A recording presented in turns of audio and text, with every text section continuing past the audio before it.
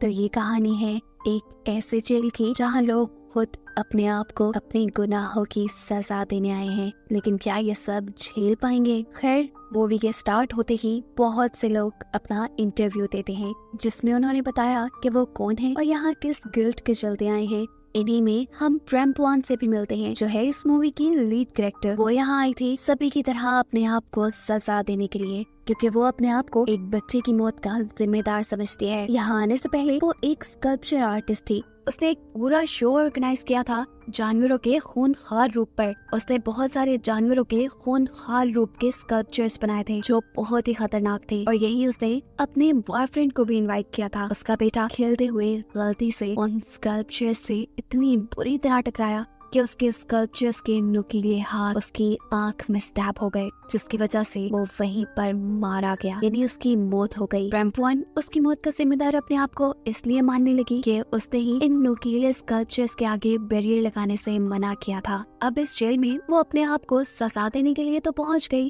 पर बिना इसके खतरों और नतीजों को जाने। यहाँ पर उसका रूममेट है जमान। जमान एक मैथमेटिशियन है और मैथ के जुनून ने उससे उसकी जॉब, फैमिली सब को दूर कर दिया, क्योंकि कुछ अर्सा पहले उसके दिमाग में नई इक्वेशन आ गई थी जिसे सॉल्व करने में उसने सालों वेस्ट कर दिए, लेकिन आज तक भी वो उसे सॉल्व नहीं कर पाया। वो प्रेमपुआन से भी इस इक्वेशन को सॉल्व करने को कहता है। इक्वेशन थी -1 का अंडर रूट क्या होगा। प्रेमपुआन इसे सॉल्व नहीं कर पाती। उसे लगा कि ये तकरीबन इम्पॉसिबल है, और इसी इम्पॉसिबल चीज के पीछे तो वो पड़ा हुआ था अपने दिमाग में चलने वाली लूसर और गट फीलिंग को कम करने के लिए। वो भी यहाँ पर आ गया। खैर, अब हम यहाँ के मास्टर से मिलते हैं, जो इस पूरी ऑर्गेनाइजेशन यानी इस जेल को लीड करता है। वैसे तो इस जेल को बनाने वाला कौन है वो अभी तक नहीं बताया गया, लेकिन ये मास्टर खुद एक कैदी है और इसका एक पूरा ग्रुप है। ये जेल एक टॉवर नुमा जेल है, जिसके अंदर 362 से भी ज्यादा फ्लोर्स हैं। हर रोज सबसे ऊपर वाले फ्लोर से खाना मिलना शुरू होता है और पहले फ्लोर को 1 काउंट किया जाता है।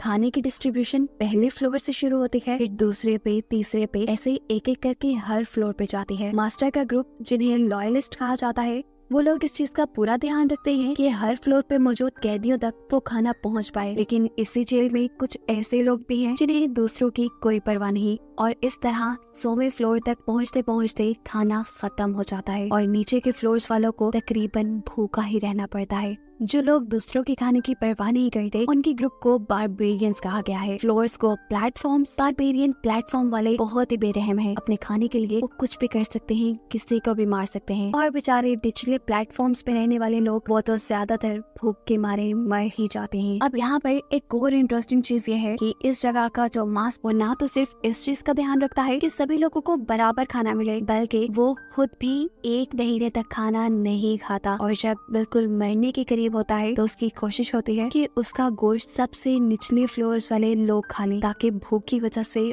उनकी मौत ना हो। और अगर लॉयलिस्ट ग्रुप का कोई मेंबर उनका रूल या लॉ फॉलो नहीं करता, कि लोग उसे या तो मार देते हैं या उसकी बहुत बुरी सजा देते हैं। यहाँ आने से पहले सबसे बस एक बात पूछी गई थी कि उनका फेवरेट फूड क्या है, जिसके बाद उन्होंने जब तक यहाँ रहना था उनको बस वही फूड मिलने वाला था। हाँ, बस यहाँ पे रहने वाले लोग एक्सचेंज कर सकते थे। अगर उन्हें कुछ नहीं खाना होता था तो वो अपने रूममेट के साथ एक्सचेंज कर लेते थे, और ये भी बस तभी हो पाता था जब ऊपर रहने वाले लोग उन तक खाना पहुँचने देते। तो ऊपर के फ्लोर्स पे रहने वाले लोग नीचे वाले फ्लोर्स के ऊपर नजर रखते थे, और कोई भी अगर अपना रूल तोड़ने की कोशिश करता था या फिर किसी दूसरे का खाना खाने की कोशिश करता था, तो ऊपर से इन्हें सजा मिल जाती थी। सजाओं में या तो उनका हाथ काट दिया जाता था या फिर उन्हें मार भी दिया जाता था। और अगर कोई इस जेल में मर जाए तो उसका खाना किसी दूसरे को देने की इजाजत नहीं फिर भी, बल्कि उसका खाना यहाँ पर वेस्ट कर दिया जाता है। प्रेमपुआन जब यहाँ पर आई तो उसे प्लेटफॉर्म 24 मिला, जिसके चलते उस तक काफी खाना पहुंच जाता था। लेकिन हर महीने ये जेल रीसेट होता था। ऊपर के प्लेटफॉर्म्स के लोग नीचे और नीचे के लोग ऊपर जाया करते थे। हर एक को नया प्लेटफॉर्म मिल जाता था, और वो जब 174th फ्लोर पे गई तो उसके पास खाना बहुत कम पहुंचने लगा। और यहाँ पर भी फिर लॉयलिस्ट उनके ऊपर रूल्स लागू कर देते थे कि तुम लोगों ने अपने खाने में से कुछ हिस्सा छोड़ना भी है, ताकि नीचे वाले खाना खा पाए।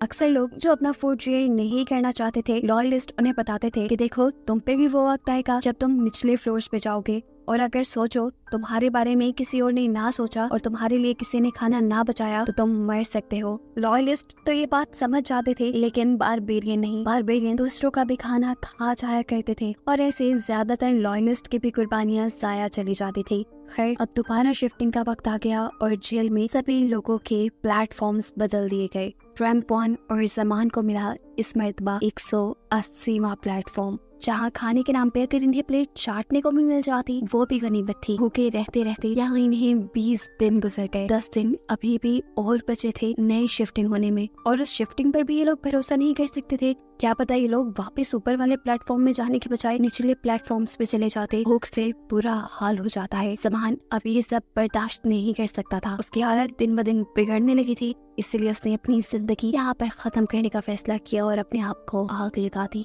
उसके जिस्म के जलते हुए टुकड़े जब नीचे के प्लेटफॉर्म्स में गए तो इन लोगों ने कुछ नहीं सोचा कि ये एक इंसान का जिस्म है। उन्होंने बस खाने की जिस्म पहले ही जल चुका था, उनके लिए तो ये पके हुए जैसा ही था। और अपने आप को जिंदा रखने के लिए वहाँ पर मौजूद अभी नीचे वाले कैदियों ने जमान का गोश्त पेट भरने के लिए खा लिया। जमान के जाने के बाद रैम्पॉन को मिल गई एक नई रूममेट, जिसका एक हाथ पहले से ही कटा हुआ था क्योंकि उसने लॉयलिस्ट के एक लॉ को तोड़ा था, जिसमें उसका ज्यादा कसूर भी नहीं था। यहाँ पर मरने वालों की लाशें इधर उधर फेंक दी जाती थी। उसने बस मरने वाले की लाश से एक दूसरे भूखे का पेट भरा था, और जिस बंदे ने वो गोश्त खाया था उसकी आंखें निकाल कर उसको भी मार दिया गया। अभी ये लोग बातें ही कर रहे थे कि इनके सामने खाने की लिफ्ट आ गई। खुशकिस्मती से इनके सामने आज काफी सारा खाना आया था, क्योंकि जेल की शिफ्ट चेंज होने की वजह से इनकी किस्मत चली थी और इनके ऊपर मौजूद सभी लोग लॉयलिस्ट थे जो नीचे वाले लोगों के लिए खाना बचाया करते थे। ये खाना उनके लिए तो ज्यादा था, लेकिन क्या मालूम था कि नीचे जाते जाते नीचे के लोग इस खाने के साथ क्या सलूक करें और आखिरी प्लेटफॉर्म के लोगों के लिए खाना बचे या ना बचे। अब रैम्पॉन और उसके साथी डिसाइड करती है कि वो दोनों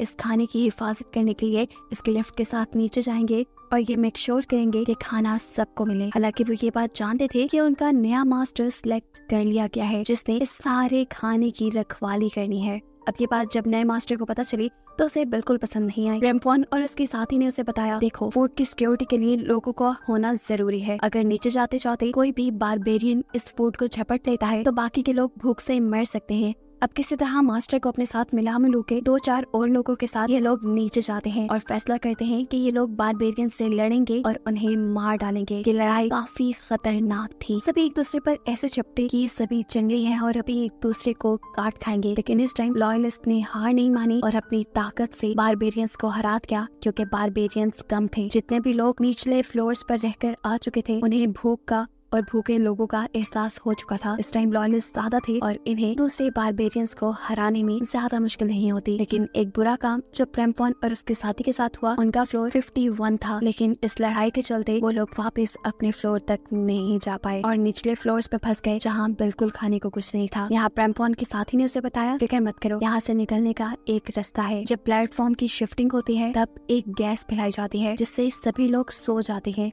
और अगर कोई इस गैस की वजह से ना सोए तो वो यहाँ से निकलने में कामयाब हो सकता है। अब इन्हें बस 1 महीना ही और काटना था शिफ्टिंग के वक्त का। इन लोग बेसब्री से इंतजार कर रहे थे, लेकिन उससे पहले ही लॉयलिस्ट ने मिलकर इन्हें सजा देने की ठान ली, क्योंकि इन्होंने लॉयलिस्ट के कानून तोड़े थे और अपना फ्लोर भी छोड़ दिया था। अब क्योंकि रैम्पॉन की साथी ने दूसरी मर्तबा रूल तोड़े थे लॉयलिस्ट के, तो इसकी सजा में उसे जान से मार दिया जाता है, जबकि रैम्पॉन को ये लोग बुरी तरह बांध कर उसका हाथ काट देते हैं। रैम्पॉन की साथी को खाने के टेबल के साथ बांध कर निचले फ्लोर्स पर भेज दिया जाता है, जहाँ के लोग न जाने कितने वक्त से भूखे थे। वो लोग उसकी बॉडी को चीर फाड़ कर खा जाते हैं। रैम्पॉन उस लड़की की मौत से बहुत ज्यादा दुखी थी। इस मर्तबा वो 72वें प्लेटफॉर्म पे थी और उसका रूममेट एक बूढ़ा आदमी था जिसके पास एक चाकू भी था। रैम्पॉन उसे चाकू ले लेती है क्योंकि अब उसके दिमाग में एक नई प्लानिंग चल रही थी। वो अब बारबेरियंस के बजाय लॉयलिस्ट से बदला लेना चाहती थी, जिसने उससे उसका हाथ और उसकी साथी को छीन लिया। हालांकि वो अच्छा काम कर रहे थे, उसे अब लॉयलिस्ट से ज्यादा बेहतर बारबेरियंस लगने लगे थे। बेशक वो किसी का खाना चुरा लेते थे, कम से कम किसी की जान तो नहीं लेते थे असूलों के नाम पर। वो अब अपने इस बूढ़े साथी को लेकर खाने की लिफ्ट के साथ दूसरे फ्लोर्स तक जाती है। वहाँ पे मौजूद बारबेरियंस को आती है लॉयलिस्ट से लड़ने के लिए और 2-2 लोगों को जमा करके अपना ग्रुप बड़ा बना लेते हैं। खाने के खत्म होते ही ये लोग लॉयलिस्ट के प्लेटफॉर्म्स तक पहुँच जाते हैं, जहाँ जाते ही अब रैम्पॉन ने जंग का ऐलान कर दिया था। यहाँ पर मौजूद सभी लोगों को लग रहा था कि ये जंग खाने के लिए थी, लेकिन असल में ये जंग खाने की नहीं बल्कि आजादी की जंग थी। क्रैम्पॉन अब यहाँ से भागना चाहती थी। यहाँ के लोग एक दूसरे के ऊपर इंसानियत भूलकर हमला कर देते हैं, कोई चाकू से तो कोई किसी और चीज से किसी दूसरे को टॉर्चर करा था। जिसके हाथ में जो आया उसने उस चीज का इस्तेमाल करते हुए अपने दुश्मन को मार डाला। कई बारबेरियंस मर गए और कई लॉयलिस्ट भी, और आखिर क्रैम्पॉन भी पकड़ी गई लॉयलिस्ट के हाथों। लॉयलिस्ट के खिलाफ आखिर उसने जंग छेड़ी थी, उसको लॉयलिस्ट कैसे छोड़ देते। वो आवाज देकर बारबेरियंस को मदद के लिए बुलाती है, लेकिन कोई बारबेरियन जब उसकी मदद को नहीं आया तो उसने अपनी मदद खुद की। पास पड़ा चाकू उठाया और लॉयलिस्ट के मास्टर के पेट में स्टैब करते हुए उसे मार डाला।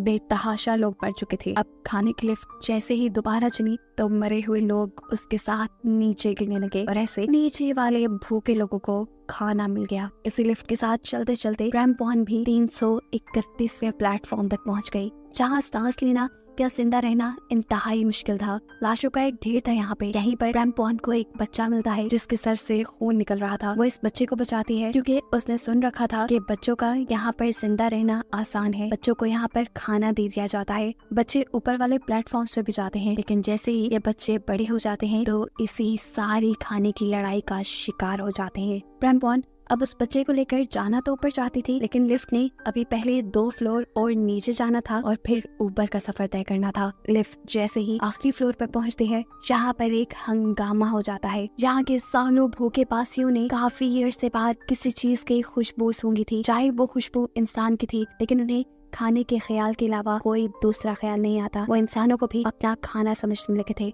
बस वो वक्त दूर नहीं था कि लोग इन दोनों पे हमला करके इन्हें खा जाते। मतलब साफ था कि क्रैम्पॉन ने यहाँ से निकलने की कोशिश तो की, लेकिन वो बुरी तरह नाकाम हो गई। वो यहाँ से कभी निकल नहीं सकती और बस उसे यही फंसा दिखाकर ये कहानी यही खत्म हो जाती है।